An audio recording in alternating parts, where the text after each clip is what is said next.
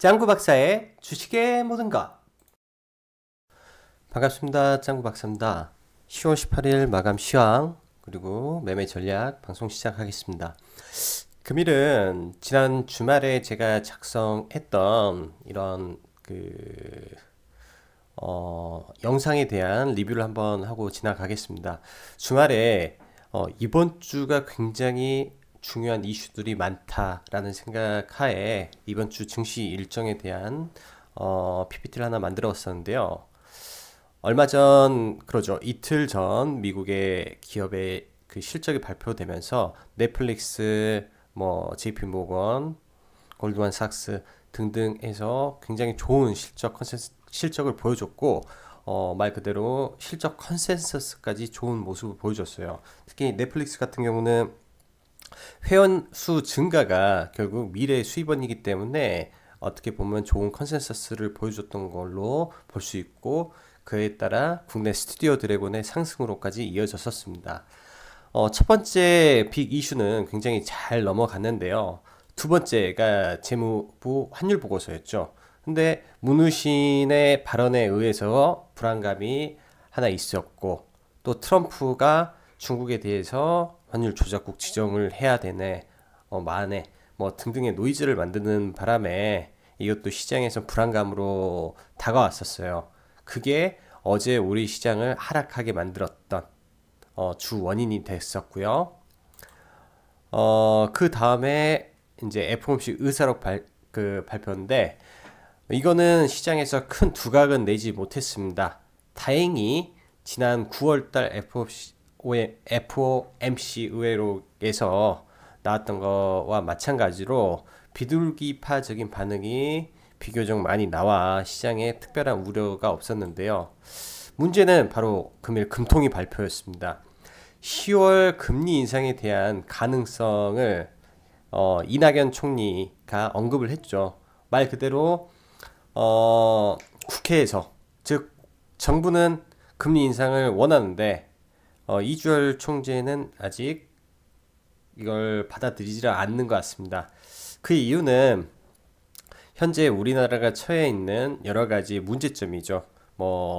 대내외적인 불안적인 요인, 그 다음에 산업의 이런 성장률이 하향되는 그런 전반적인 시장의 불안으로 인한 금리 인상을 할 수가 없었던 거예요.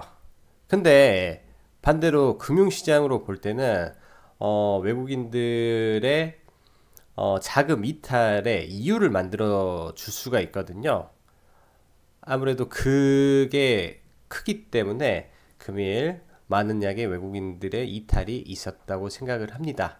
하지만 큰 틀에서 보면 비록 지금은 안 하더라도 꼭 할 거라는, 그리고 11월 달에 할 거라는 뉘앙스는 풍겼기 때문에 단기적인 리스크로 끝나지 않을까라는 생각을 하고요.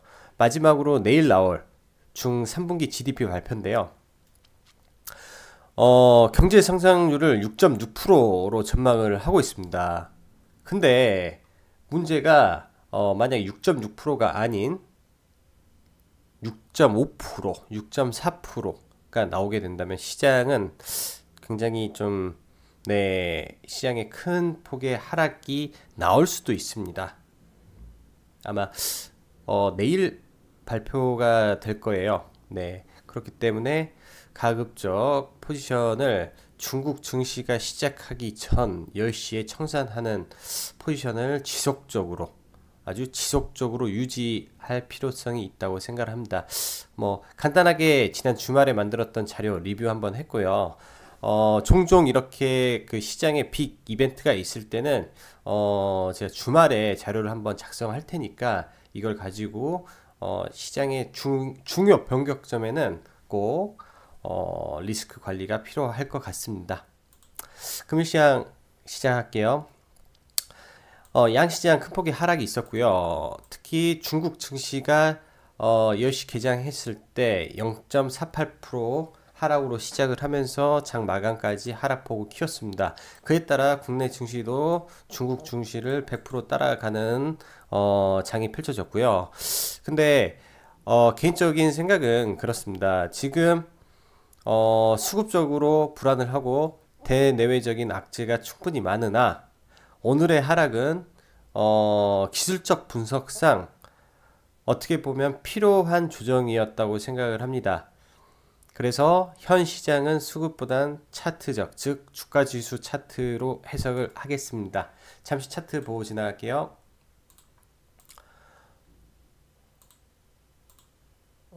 죄송합니다.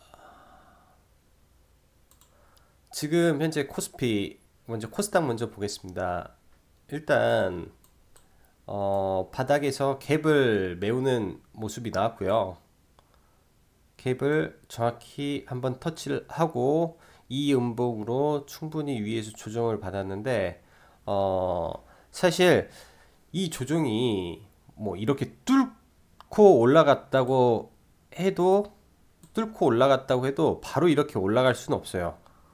왜냐면 시장이 이렇게 한 번에 팍팍팍 예를 들어서 뭐 3, 4회 정도 강력한 하락으로 하락을 했다면 V자 반등도 가능했는데 점진적인 하락이었기 때문에 1차적으로 상승, 눌림, 후 상승을 예견할 수 있습니다. 개인적인 생각인데 많이 나와봐야 3음봉까지 나오지 않겠냐라고 생각을 합니다. 그래서 일단 전일자 진입했던 포지션은 그대로 유지를 하고 금일장을 마쳤는데요. 금일장에는 소폭 추가 매수를 종가에 조금 한 이후에 장을 마쳤습니다. 내일장 뭐 개인적인 생각인데 720포인트를 살짝 붕괴시킨 후에 반등이 나오지 않을까라고 조심스럽게 예측을 해보고요. 가급적이면 내일도 금일하고 똑같게 시장의 외인과 기관의 포지션을 확인을 하고 지속적인 외인과 기관의 매수가 없는 한 장중 거래는 최대한 자제한 후에 종가에만 소폭 매수로 대응을 하는 게 최소한의 손실로 최대 이익을 낼 수 있는 지금 현 시장의 전략이라고 생각을 합니다. 다음으로는 코스피 업종 한번 보실 텐데요. 코스피 업종은 큰 폭의 변화가 없어요. 근데 코스피는 이따 종목으로 말씀드리는데 삼성전자 어차피 전기전자로 지속적인 유입이 들어오고 있고요. 어제자로 저는 삼성전자가 굉장히 괜찮다라는 말씀 드렸습니다. 외인의 포지션이 이제 삼성전자로 돌변을 했는데요. 이때 하락의 주 원인은 사실 저희 종합주가지수가 하락한 원인도 있지만 삼성전자를 필두로 외국인들은 풋에 베팅을 많이 했고 삼성전자를 대량으로 매도를 하면서 끌어내려왔고요. 그에 따른 삼성전자 포지션 즉 팔았던 물량을 다시 잡아가고 있습니다. 외인과 기관의 싸움이에요. 여기서 제가 볼 때는 외인이 아마 좀 더 공격적으로 진행이 가능할 것 같고요. 그렇게 예상을 한다면 충분히 삼성전자는 돌아갈 것으로 생각을 합니다. 즉 코스피가 상승할 거로 예측을 합니다. 그리고 마지막으로 환율에 관해서 말씀드릴 텐데요. 지금 저희 환율 자체가 가급적이면 절대 1150을 넘어가는 일이 없어야 돼요. 1150원을 넘어가게 되면 시장은 급격한 자금 유출의 우려가 발생하기 때문에 환율의 추가적인 상승을 체크를 하면서 증시를 보는 게 좋을 것 같습니다. 네, 바로 종목 이야기 하겠습니다. 금일도 어제와 비슷한 관심 종목인데요. 어제 리뷰했던 종목을 추가적으로 이야기하면서 말씀드릴게요. 어제 HLB 종가 베팅 말씀드렸고요. 금일 오전에 소폭 상승을 주었습니다. 어제 아래쪽 종가에서 진입을 했는데 충분히 수익 구간이었고요. 비중 베팅을 했는데 저는 사실 금일 비중 베팅을 했기 때문에 장 초반에 바로 정리를 했습니다. 이 지점에서 정리를 하고 50% 물량을 정리를 하고 사실 여기서 추가 매수를 해버렸어요. 지수를 체크를 했어야 됐는데 중국 지수를 체크를 못하고 금일 좀 외부에 일이 있어가지고 나갔다 왔는데 추가적으로 대응은 안 됐고요. 그런데 아직도 저는 시장을 긍정적으로 보고 있기 때문에 금일 종가에 다시 어제 팔았던 물량만큼 추가 베팅을 했습니다. 충분히 HLB는 갈 것으로 생각을 하고요. 시장이 굉장히 안 좋은데 충분히 갈 수 있을 것 같아요. 이거는 이길 5일선을 예상을 하는 건데요. 사실 지금 보는 5일선 금액은 이렇게 5개 봉의 합이고요. 내일은 이 뒤에 이 봉이 없어지고 새로운 봉이 나옵니다. 아마 내일 시초가가 뭐 5일선 정도 될 것으로 예상을 하고요. 그럼 이 위쪽과 아래쪽에 금액의 합이 있기 때문에 대충 내일 시초가 5일선은 이 정도 언저리에 예상을 하고 최소 내일은 이 금액 위로 예상이 되고 있습니다. 사실 이런 약간의 미묘한 차이기는 한데요. 주가는 이런 이평선을 위아래 올라가면서 이동을 하고 있고 현재 위치는 나쁘지 않아요. 11선까지 장악을 했기 때문에 충분히 21선 돌파를 시도하는 흐름이 될 수도 있고 지금 종합적으로 보면 코스닥 지수가 반등을 할 것으로 예상이 되기 때문에 지난번 1차적으로 상승을 했을 때 제약바이오의 가장 강했던 종목을 저는 선택을 해서 신라젠을 매수를 안하고 HLB로 이번에는 매매를 진행을 하려고 합니다. 다음으로는 서울반도체.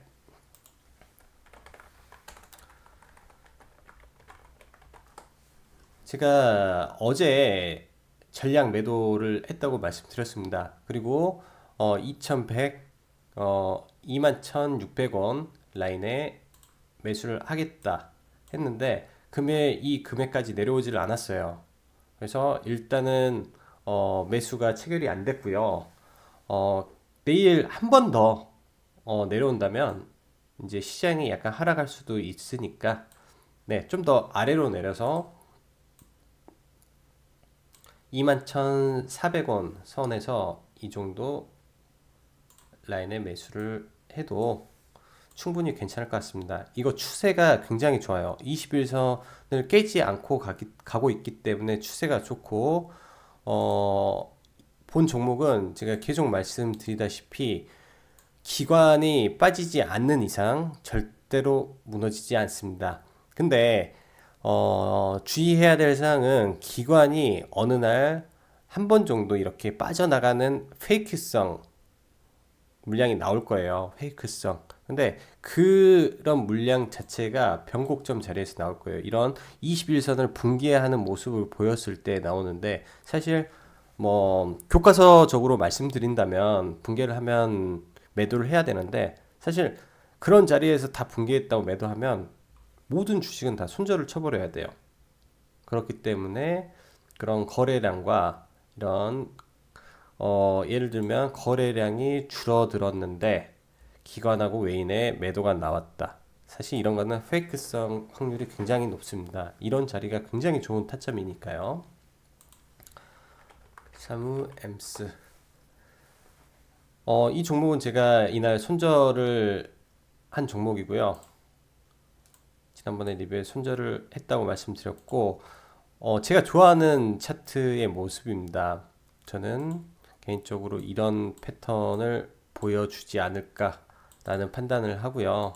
이게 중요한 거는 내일 위쪽으로 거래량이 터졌으면 좋겠습니다.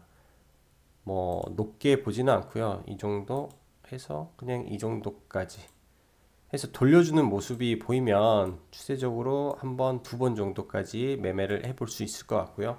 이거는 정말로 그냥 테크니컬하게 보는 종목이기 때문에 단타나 종가 베팅 하는 종목으로 이런 종목이 있구나 라고만 생각을 해주셨으면 좋겠고요. 빠르게 종목 말씀드리고 넘어갈게요. 삼성바이오로직스 많은 분들이 관심 있어 하실 종목일 것 같고요. 어제자 방송에서 444000, 433000을 밴드 라인으로 잡았습니다. 하단. 이 라인은 매수 라인으로 보고 있다라고 했고, 금일 저는 여기서 매수가 됐어요. 다행히 매수가 됐고, 높게는 못 봤습니다. 제가 여기 이 언저리에다가, 그러니까 이런 급격한 오전에 시그마 나오는 반등 구간에다가 걸어두고 나갔거든요. 이 구간에서 제가 매수가 됐구나. 오전에 이 구간에서 매수가 됐고, 반등 구간에다가 매도를 걸었습니다. 저는 대충 이 라인 때 447. 네. 여기서 일단은 매도가 돼버려서 뭐 큰 수익은 보지 못했는데요. 일단은 하락을 어느 정도 잡았다라는 게 추가적으로 공략을 해볼 수도 있고, 이거는 주기적으로 5일선에 공방을 할 거예요. 5일선을 회복할 때까지 지속적으로 롤링을 주지 않을까 생각을 합니다. 어제도 말씀드렸다시피 악재 해소로 보겠습니다.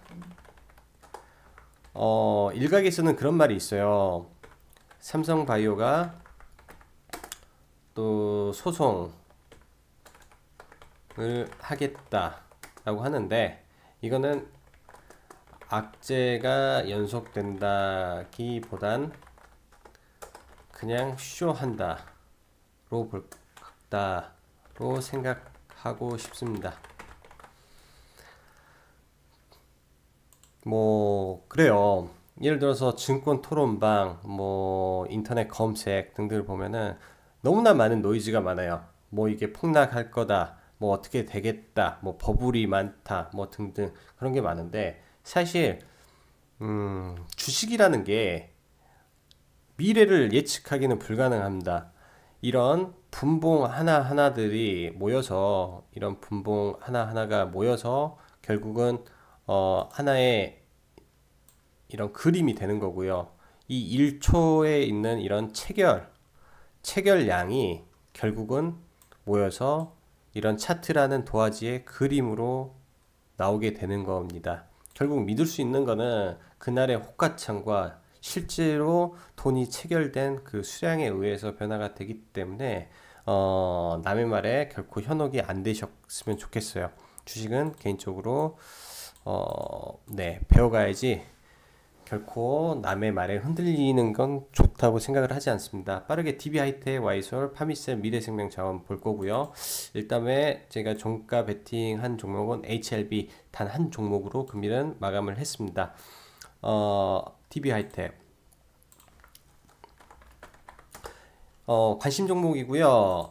하락 잘 잡았다고 생각을 합니다. 예전 동부하이텍 주식이고요. 굉장히 무거워요. 이 종목도 시가총액 7천억이고 실적이 뒷바탕이 되고 있기 때문에 관심을 가졌고요. 일단 라인이 괜찮습니다. 라인이 괜찮고 저는 이 구간에서 매매를 해서 먹었어요. 이 종목 같은 경우 특징이 있는데, 한번 매수가 이어지면 이런 추세로 가는 게 너무 많아요. DB라이텍, 동부생명 뭐 등등 해서 동부그룹 자체가 그런 끼가 있기 때문에 추세를 좋아하시는 분들은 매매를 하시면 좋고요. 금일 하락장의 매매 동향이 드디어 양매수로 돌았기 때문에 충분히 돌릴 수 있을 것 같습니다. 긴 하락이었어요. 정말로 긴 하락이었고 18,800원에서부터 13,000, 거의 이때가 아마 시가총액 8천억 정도 됐었을 겁니다.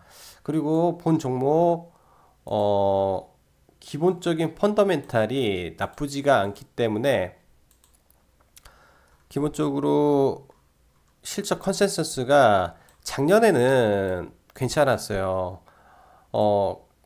올해는 소폭 줄어들긴 했는데 다시 올라가고 있는 실정이고요. 예전보다는 부족해도 점진적으로 나아지고 있고, 주가는 작년에 비해 터무니없이 많이 떨어졌습니다.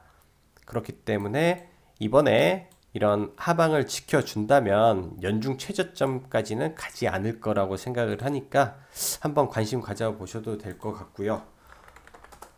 와이솔 같은 경우는 5G로 이렇게 올랐어요. 그래서 추세적으로 하락을 했는데 이때부터 들어왔던 누적 수급 보이시죠? 이거는 개인의 누적 수급인데 개인이 상승을 하면서 지속적으로 물량이 나갔습니다. 3천이거든요. 3천. 그리고 지금은 마이너스 500이니까 약 2,500만 주를 뺏겼다고 볼 수 있고요. 이 기간에 그러면은 이 매물은 기관과 외국인이 다 가져갔을 거라고 생각을 합니다. 전체적으로 50% 정도 빠졌다면 이런 평균 단가 정도 될 것 같아요. 여기서 뭐 많이 잡을 필요는 없어요. 이런 언저리 보시면 될 것 같고, 이런 것들은 기관하고 외인이 좋아하는 종목이기 때문에 최근 하락을 마치고 반등 구간에 외인과 기관에 의해서 지금 상승의 모습을 보여주려고 합니다. 이런 선까지는 충분히 봐보실 수 있을 것 같고요.